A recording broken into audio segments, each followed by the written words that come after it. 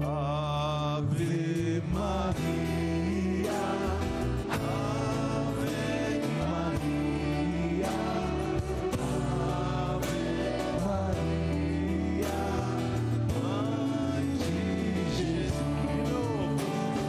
Ave Maria, Ave Maria, Ave Maria,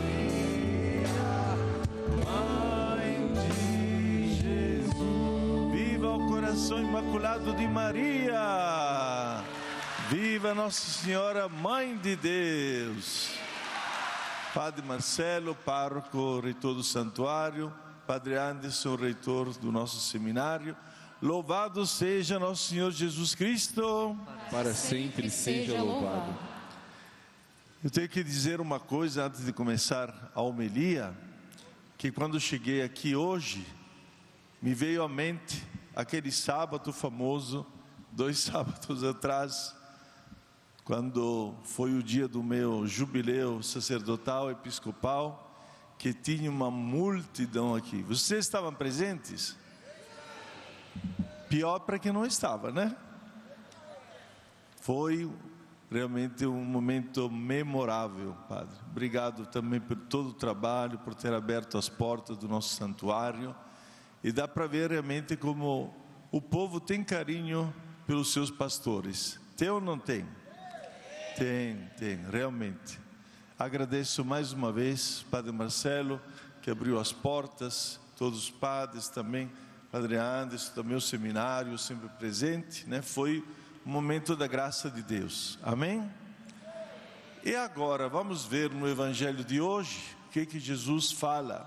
Por incrível que pareça, o tema, a temática hoje é ainda vocacional.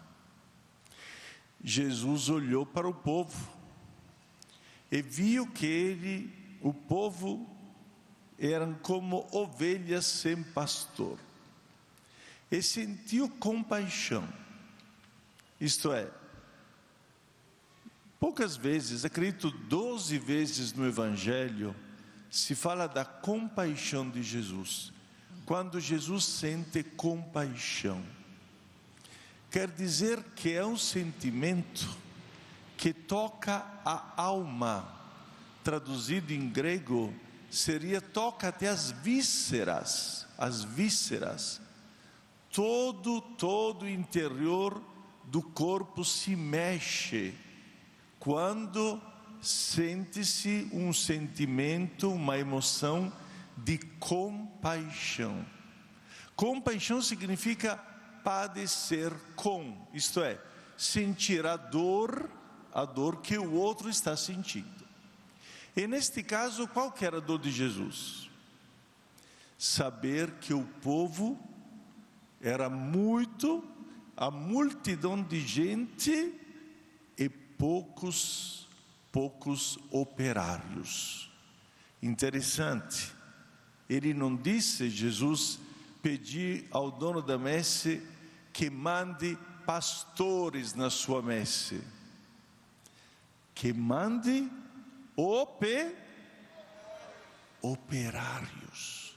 Por que Jesus não falou de pastores? Porque tem só um pastor, que é Deus. Tem só um pastor, que é Jesus. Nós, aqueles que vocês estão olhando aqui no altar, nós somos só colaboradores. Nós somos só operários. Nós viemos aqui para colaborar com Jesus, porque Ele é o verdadeiro pastor. Ele é aquele que conduz as suas ovelhas. Ele é aquele que realmente pode enviar, como vamos ver depois. De fato, a palavra apóstolo significa enviado. É aquele que foi enviado para colaborar com o projeto de Jesus, com o projeto de Deus. E é interessante nesta dinâmica toda, né, que Jesus está apelando, dizer, olha, vocês têm que rezar. Se vocês não rezarem, vocês não terão operários, vocês não terão colaboradores, vocês não terão sacerdotes. Tem que rezar. Esta é a primeira condição para que Deus possa se tocar e enviar operários, enviar. Agora, estava dizendo que é uma coisa interessante no Evangelho de hoje, porque quando Jesus fala da messe, que a messe é muita, que para que Deus possa enviar operários na messe, esta palavrinha messe nos remete ao outro contexto, Mateus capítulo 13, onde se fala do fim do mundo.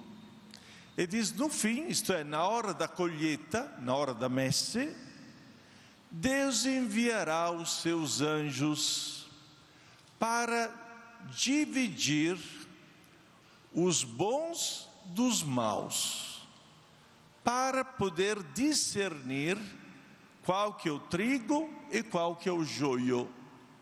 Então, remetendo-nos a esta passagem, o que nós podemos deduzir disso? Que quando ele disse enviar operários, veja que coisa bonita, é como se ele estivesse dizendo enviar anjos na sua messe.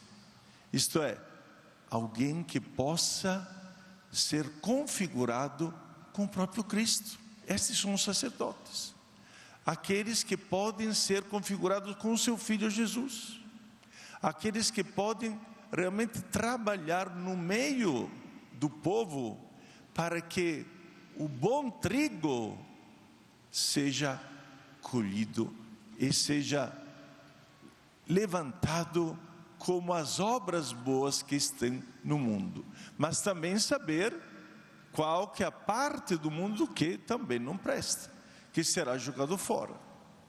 Então todo o trabalho que será feito por estes colaboradores, por estes operários, é fazer de tudo para que o bom trigo não apodreça.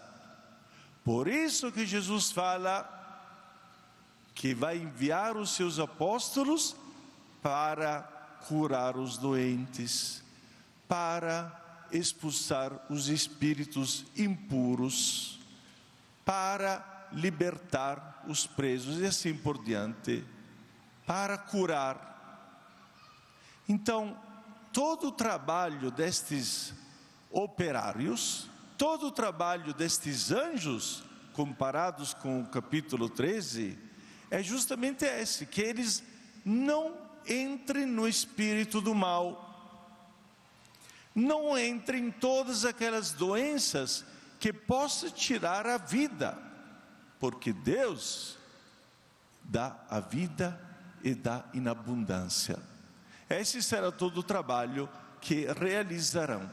E aí foi chamar os 12. Veja só, um projeto tão grande como tinha na cabeça de Jesus, um projeto tão grande como estava pensando Deus estava pensando neste projeto. De fato, os 12 vão continuar o trabalho de Jesus, e nós estamos observando, depois de 2000 anos, que estes 12, os apóstolos, foram no mundo inteiro, espalharam a palavra de Deus. Eram 12, hoje os católicos são mais de 1.400.000.000 pessoas. Só porque os apóstolos foram enviados, só porque os apóstolos disseram sim. Mas veja, na lista que foi feita destes apóstolos, quem era o primeiro e quem era o último. Qual foi o primeiro apóstolo? Vamos ver se vocês lembraram, escutaram bem o evangelho de hoje. Qual foi o primeiro apóstolo que foi chamado?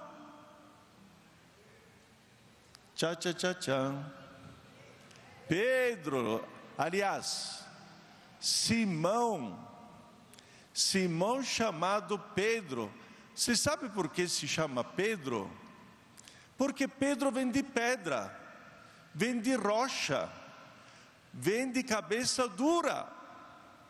Pedro, a cabeça dura de Pedro, de fato era uma cabeça dura, não é? Era. Por isso que se chama Pedro, dá a impressão, né, do tijolo, de uma rocha, de uma pedra.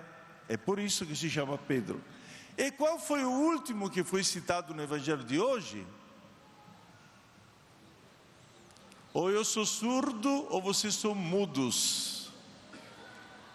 Quem foi? Parabéns. Quem falou Judas? Parabéns. Uma salva de palmas, moço, aqui, ó. Falou Judas. Judas Iscariote foi o último que foi falado, não é? Por que estes apóstolos foram o primeiro e o último? Porque foram aqueles que traíram Jesus.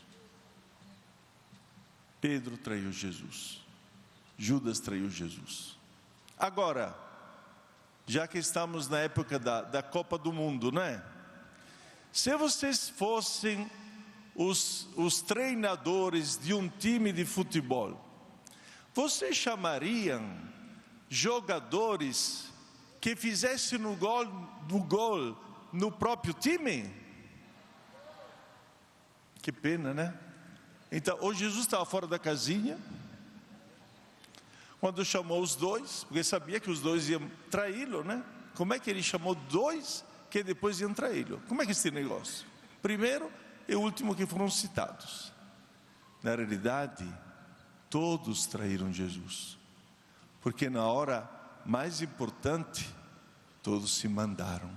João diz que ele foi o único que estava aos pés da cruz. Então, como que Jesus me chama apóstolos fracos, apóstolos frágeis? E se olharmos bem, Mateus era um publicano, era um pecador público. Todo mundo sabia que ele era corrupto, que trabalhava pelos romanos. E todo mundo sabia que Simão Galileu era aquele que era chamado de zelota, isto é, aquele que odiava os romanos, que teria matado os romanos que chegassem perto dele. Caráteres totalmente distintos, personalidades totalmente diferentes,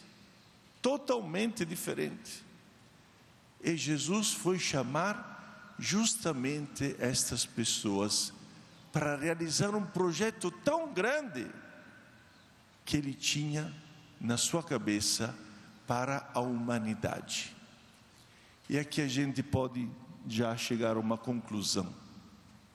Muitas vezes eu leio esta frase, mas precisa assim meditar e aprofundar mais. Deus não chama aqueles que estão preparados para a luta. Deus não chama os perfeitos. Deus não chama aqueles que dão certo em tudo, os perfeitinhos. Mas Deus habilita aqueles incapazes para que possam dar certo na luta e ganhar com Ele. Ele vai nos dando esta graça. E por que isso acontece? Para que ninguém suba no orgulho de dizer, fui eu que ganhei. Não, nós estamos jogando num time, que é a igreja, e cada um tem o seu papel. Os bispos, os padres, os leigos, todos nós temos o nosso batismo, todos nós fomos batizados e todos nós somos enviados, cada um com a sua missão. Todos nós somos enviados. Portanto, é bonito saber que que Jesus colocou nas mãos de pessoas frágeis, como somos nós, que entregou nas nossas mãos a humanidade toda. E nós teremos que ser como estes anjos de quem falava antes.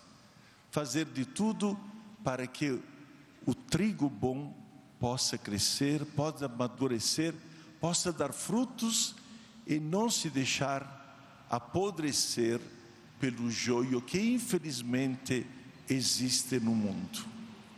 Agora, vou fazer uma pergunta para vocês. Quem está pronto para colaborar com o projeto de Deus? Diga eu. Eu acho que é o frio, viu? Está muito fraco. Diga eu. Também não precisa estourar meu ouvido, viu? Então, nós todos juntos vamos ter que trabalhar por esse reino.